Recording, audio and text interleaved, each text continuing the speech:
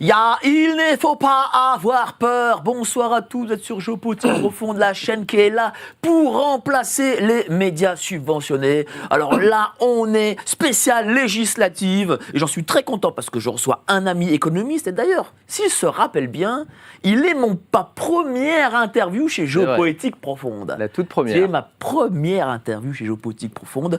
On va parler de toi, on va parler de la campagne législative, on va parler du fait que tu vas battre Gabriel Attal. C'est pour ça que là, moi je fais campagne avec lui contre Gabriel Attal. Avant ça, évidemment, n'oubliez pas de vous abonner à l'aide de Géopolitique Profonde pour la 100e, aujourd'hui la 101e. Vous avez une promo de 10% à vie.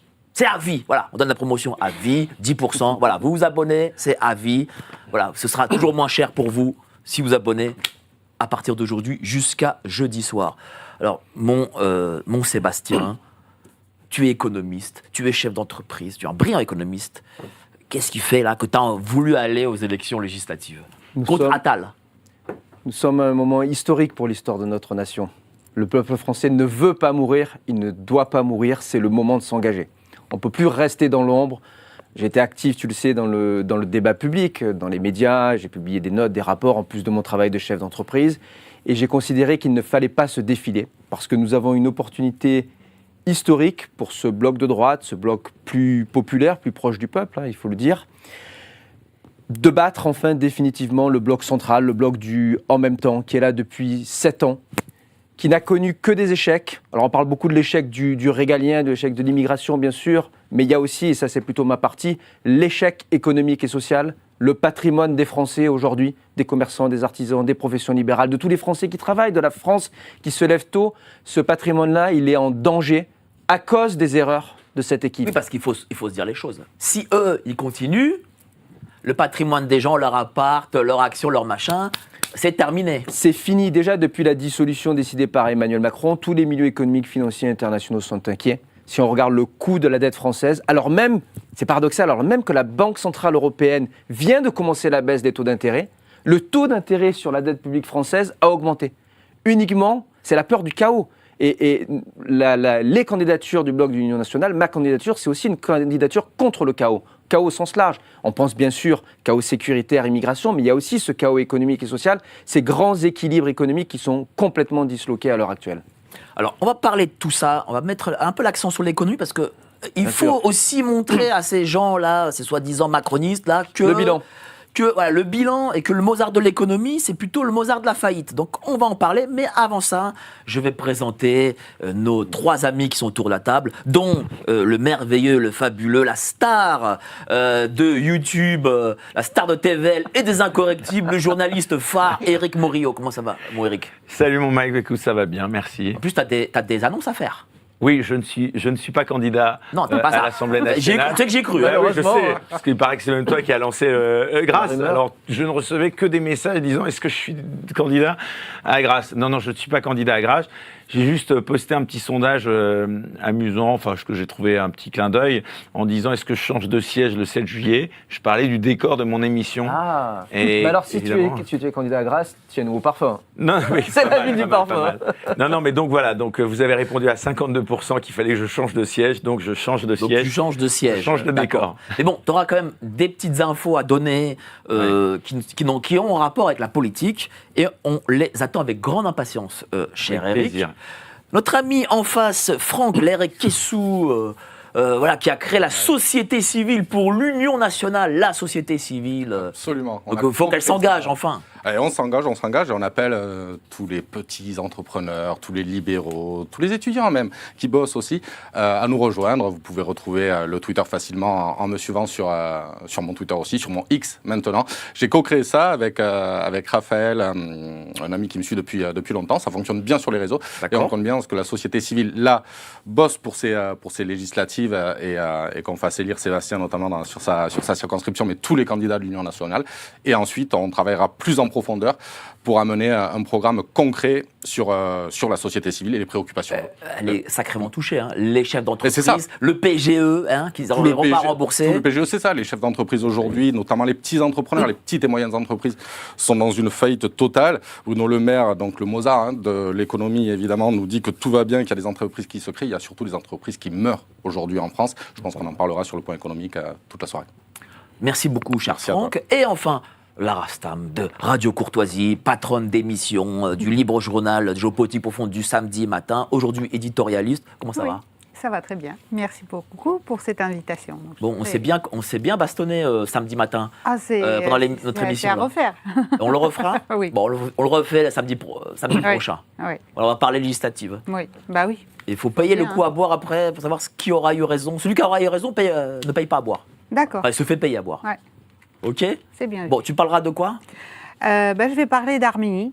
Un sujet qui, d'apparence, n'intéresse personne, mais curieusement, lors des élections, on a quand même des candidats qui s'y déplacent et il se passe des choses actuellement là-bas. Merci beaucoup, chère Lara. Tiens, on a entendu notre ami de la société civile, PGE. Moi, j'ai reçu des gens, des entrepreneurs qui, justement, avaient souscrit ce PGE. Ils vont être tous quasi en faillite. On le voit d'ailleurs, les chiffres sont sortis par Marc Toiti. Les entreprises ferment rideau, quoi. Et ça n'a jamais été, la situation n'a jamais été aussi grave. Hein. On est revenu en fait au pic des faillites qu'on avait connu à l'époque de François Hollande. Ça allait très mal, à peu près 60 000 par an. Et en fait, on s'aperçoit qu'on a injecté tant d'argent public avec le Covid, le fameux quoi qu'il en coûte en 2020-2021, que pendant les 2 premières années, on n'a pas vu le phénomène. On a maintenu tout le monde en vie. Et là, depuis 18 mois, vous avez tout un tas de commerces qui repartent au tapis. Alors, il y a des secteurs vraiment beaucoup plus touchés que d'autres. Le petit commerce, tout ce qui concerne l'immobilier, le logement, il y a une crise immobilière.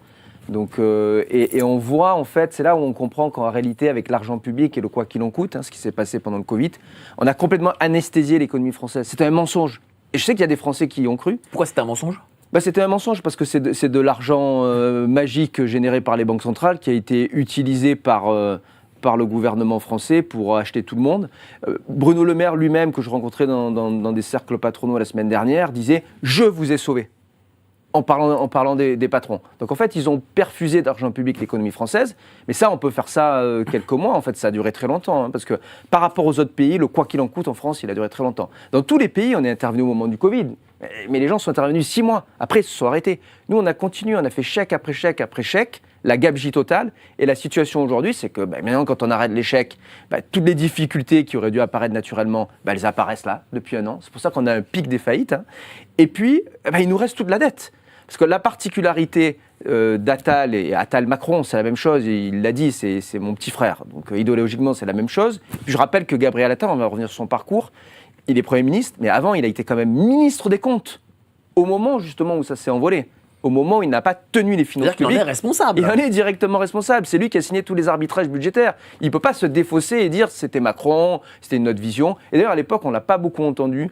C'est quelqu'un qui n'a pas, soyons honnêtes, une grande vision macroéconomique et même qui n'a pas de vision de l'entreprise puisqu'il n'a jamais travaillé dans le monde réel ou dans l'entreprise. Il y a 10 ans, il a commencé comme stagiaire au cabinet de Marisol Touraine et depuis, il n'a jamais quitté soit des cabinets ministériels, soit la politique politicienne, mais il n'a jamais été sur des vrais dossiers techniques. Oui, mais s'il te dit, ouais, mais regardez quand même, qu'est-ce que vous auriez fait à notre place Non. Dans tous les pays, on a aidé l'économie au plus fort de ce choc externe qui était le Covid, mais ça a duré 6 mois.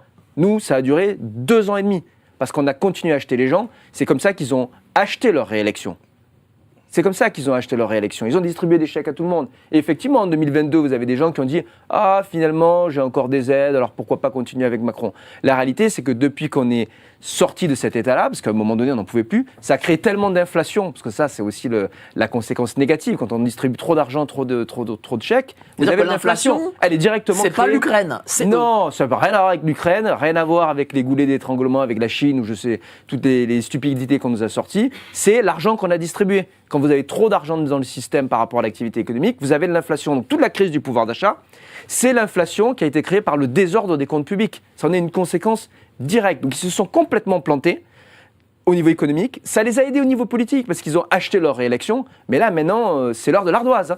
C'est comme vous, quand vous faites n'importe quoi avec votre argent, vous pouvez avoir, alors nous, ça dure pas longtemps pour les particuliers, un peu des découverts, un peu de dettes, mais au bout d'un moment, il y a quand même la réalité qui vous rattrape. Et donc, ils ont mis en danger toute l'économie française. Et aujourd'hui, ceux qui travaillent, alors pas ceux qui vivent de l'assistanat, eux, ils continuent à percevoir ce qu'il faut, mais ceux qui vivent des fruits de leur travail, en France, leur situation elle est de plus en plus précaire. Et c'est pour ça que le socle électoral du macronisme s'effondre. C'est pour ça que d'ailleurs dans ma circonscription, où il y a beaucoup de cadres, de professions libérales, de chefs d'entreprise, on ne revotera pas autant pour M. Attal qu'on ne l'a fait en 2022. Mais dis-moi, le commerce extérieur est à 115 ou 150 milliards en négatif. On ne produit donc rien. On vit de la dette, c'est-à-dire qu'on emprunte essentiellement sur les marchés. Est-ce qu'on a connu pire situation économique que celle-ci ? Non, parce que la pente du déclin, elle paraît, quand on regarde comme ça sur 20-30 ans, il y a eu des erreurs faites par les autres, inexorables, mais ça s'est quand même accéléré au cours des 3 dernières années. Si on regarde la dette, sous Macron, la dette, c'est 900 milliards de plus. Alors, si on fait de la dette mais qu'il y a de la croissance, ça peut fonctionner, comme quand on rachète une entreprise, mais ce n'est pas le cas. C'est-à-dire que là, le ratio entre la dette qu'on a créée et la croissance, il est très faible, il n'est même pas de 2, et donc ça ne s'est jamais produit dans l'histoire économique. Et je l'avais dit, je crois que je l'avais dit dans une de tes émissions, je n'arrive pas à trouver d'exemple dans l'histoire économique française où on a créé autant de dettes, où on a mis autant, excuse-moi l'expression, le bordel dans les finances publiques, pour aussi peu de croissance. Même pas sous la Révolution française. Non, même pas sous la Révolution française, parce qu'il n'y avait pas. Sous Charlemagne. Alors, j'ai pas l'appareil statistique. Par contre, sur la Révolution française, si on l'a, on peut lire Les causes économiques de la Révolution française par Aftalion, qui est l'ouvrage séminal sur le sujet. Et on s'aperçoit qu'à l'époque, il n'y avait pas un État aussi développé, il y avait moins de masse d'impôts, etc. Mais ils ont fait à peu près les mêmes erreurs avec les fameux assignats. Et c'est ce qui a amené d'ailleurs à la faillite le Royaume de France. Et c'est ce qui a créé la Révolution. Alors à l'époque, il y avait aussi des causes externes. C'était pas tellement l'équivalent du Covid, etc. C'était un peu la gabegie du roi qui essayait d'acheter les gens, c'est vrai, qui n'avait pas beaucoup de rationalité économique, même s'il avait des ministres qui l'ont mis en garde, les Necker, les Turgot, toute la décennie 1780, ça avance.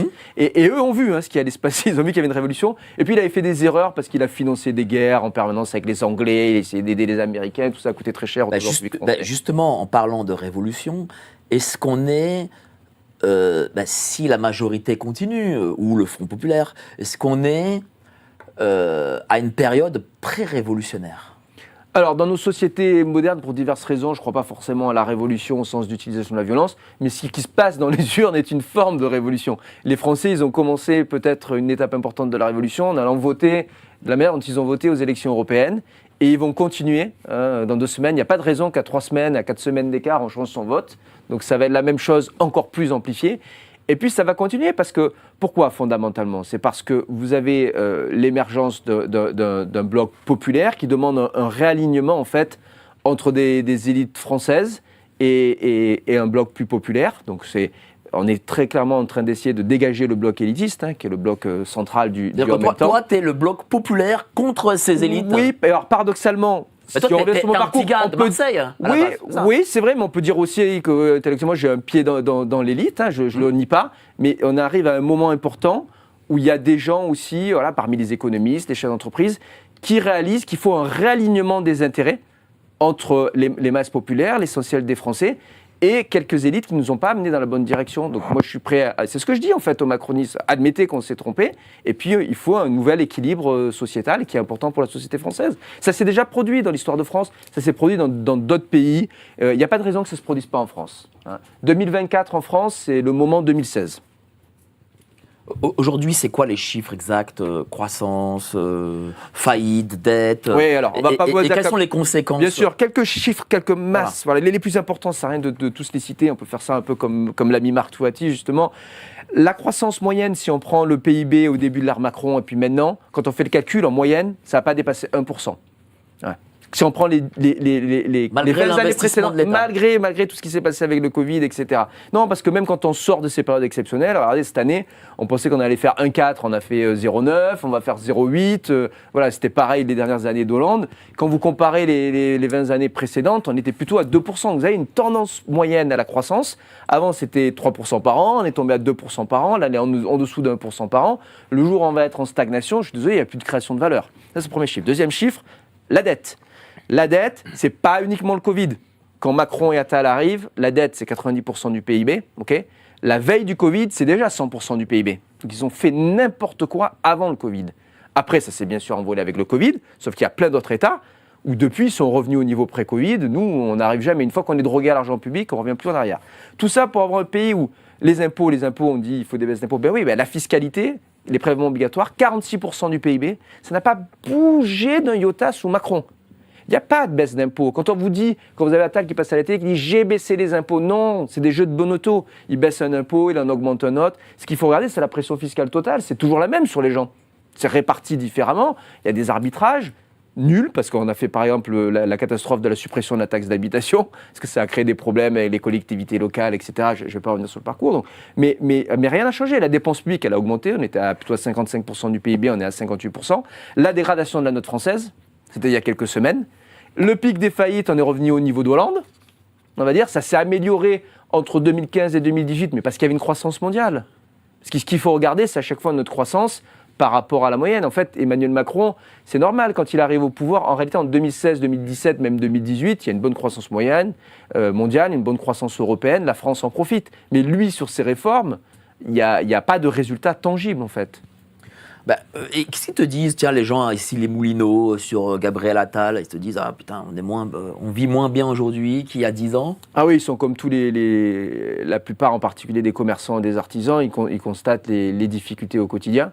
Et puis en plus, je ne crois pas qu'ils aient un Premier ministre qui soit forcément très connecté à cette circonscription. Bon, il est né pas très loin à Clamart, mais de toute façon, il enjambe les positions ministérielles depuis des années, sans trop approfondir les sujets. Donc il a fait cabinet ministériel, il s'est fait élire, mais il a continué porte-parole du gouvernement, il était ministre des Comptes, il était ministre de l'Éducation nationale, Premier ministre, chef de campagne de la majorité. Donc de toute façon, il n'a jamais été vraiment député. Après, soyons honnêtes, c'est là aussi la logique politique, hein. Un député est élu pour représenter toute la nation, et bien a fortiori s'il devient ministre, c'est important, mais je ne crois pas qu'il ait un lien très fort avec la circonscription finalement, et c'est quand même une circonscription où il y a beaucoup de sièges de grandes entreprises, où il y a beaucoup de cadres de professions libérales, de commerçants, d'artisans, et ils se rendent compte de son bilan économique. Son bilan économique qui est pas très bon, hein, et dont il est comptable. Parce que les gens aussi n'ont pas compris cet abaissement de la dette. Parce qu'on a eu un Bruno Le Maire qui a dit non mais on passe de 18 à 16. Est-ce que c'est ça la réalité ? Sur quoi ? Sur la dégradation de la note financière ? Oui, mais elle était attendue en réalité. Non, mais est-ce qu'en fait la note actuelle est encore très bonne ? Non, dans l'absolu, elle ne l'est pas. Parce que c'est ce que dit Bruno Le Maire. Bruno Le Maire dit, en fait, on est passé de 18 à 16. Non. Donc c'est génial. Ah, d'accord, tu veux dire que sur 20, voilà, c'est note sur 20, parce que c'est pas exprimé comme ça, c'est des lettres. Et non, on n'est plus dans le club des 15 meilleures signatures. Et puis surtout, ce qu'il faut voir, c'est la tendance. C'est-à-dire qu'on n'est pas à l'abri d'ici quelques mois, voire quelques années, voire quelques mois même, d'une nouvelle dégradation de la note. Donc on a une signature qui se dégrade. Et c'est pas un problème, paradoxalement, quand on émet peu de dettes. C'est pas un problème d'être mal noté quand on n'a pas besoin d'aller sur les marchés financiers lever de la dette. Or, aujourd'hui, en Europe, la moitié de toutes les dettes qui sont levées, c'est en France.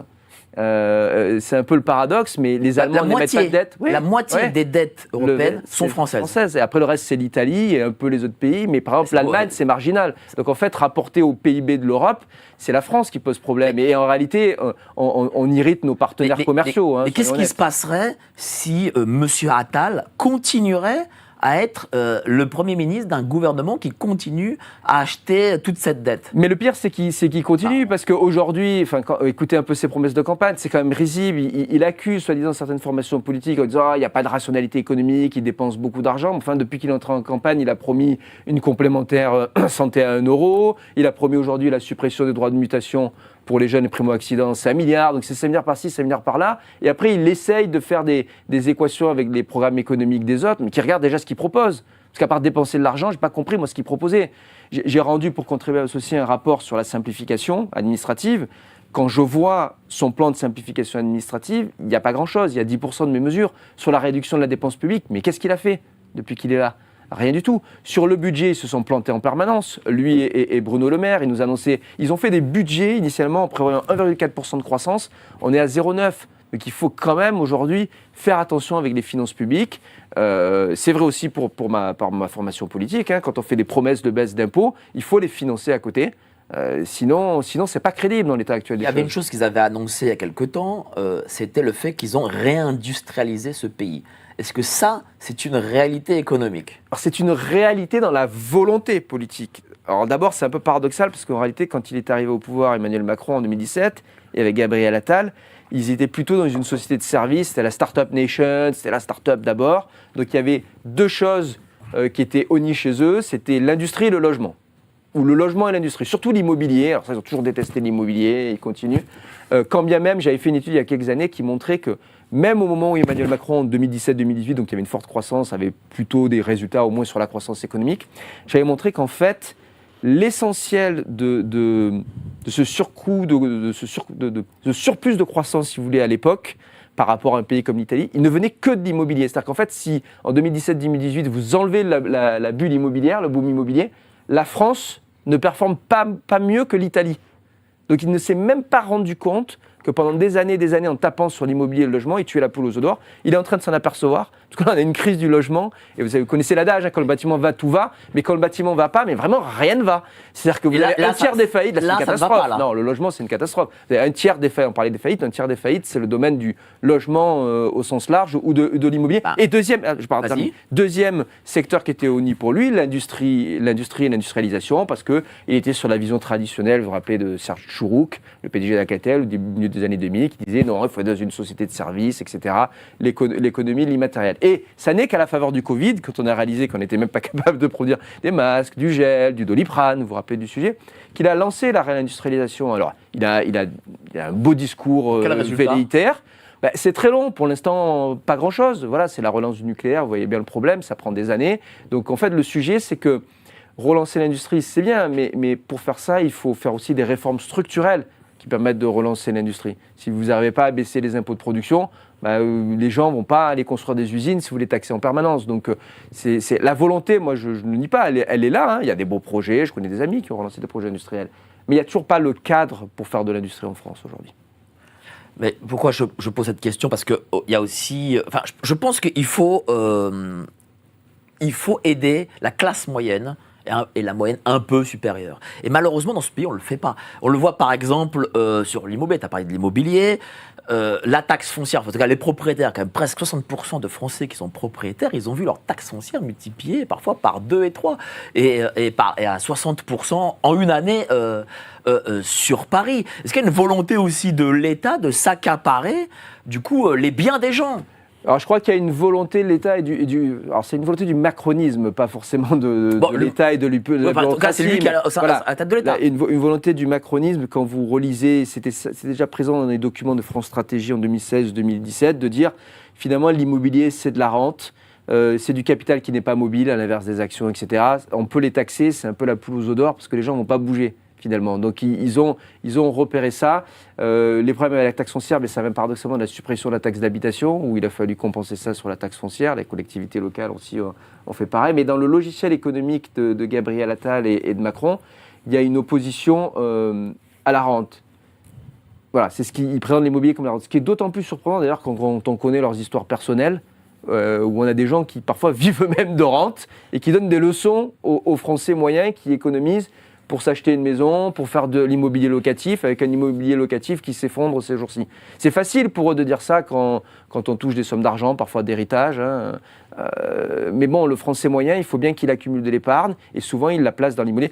Je crois que les Français ont beaucoup investi dans les années aussi dans l'immobilier locatif, parce que toutes les réformes des retraites ont été des échecs, et donc ils ont peur pour leur retraite.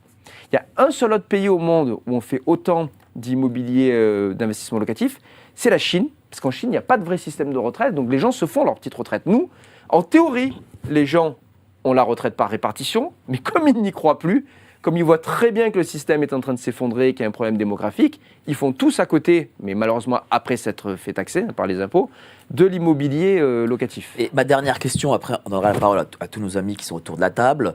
L'énergie, le prix de l'énergie, c'est-à-dire la facture que les gens reçoivent tous les mois a doublé. Quasiment doublé. Et sans parler des entreprises qui ont vu leurs factures multipliées par 5, 6, 7. Comment on en sort Alors, c'est un marché européen, c'est un système qui fait du yo-yo, donc du coup, ils ont beau jeu de dire maintenant, Bruno Le Maire l'a dit, Gabriel Attal l'a dit, les prix l'hiver prochain vont baisser de 15%, parce que comme ils ont beaucoup augmenté, mathématiquement, ça va le faire. C'est pas un moyen de régler le problème. Il faut vraiment se poser la question du marché européen de l'électricité, comment ça fonctionne, en sortir si ça ne nous convient pas, mais il faut trouver une solution pérenne, parce qu'on ne peut pas faire ce qu'on fait chaque année, qui est de créer une nouvelle aide, puis l'enlever, et puis dire bah oui, on vous l'enlève, c'est pas grave, parce qu'avec les mécanismes naturels du marché, ça va baisser. Il y a le même sujet sur le carburant, avec toutes les taxes, la TICPE, la TVA sur la TICPE, etc. Il faut les baisser. Bah oui. Parce que si on les baisse pas et qu'on n'utilise que des mécanismes d'aide, en fait, c'est simplement au gré des élections, on va acheter les Français, puis après on va dire on va rééquilibrer les comptes publics, et on voit bien qu'on n'arrive pas à solutionner le problème. Depuis déjà 10 ans, ça avait commencé avant Macron, hein, ces sujets-là.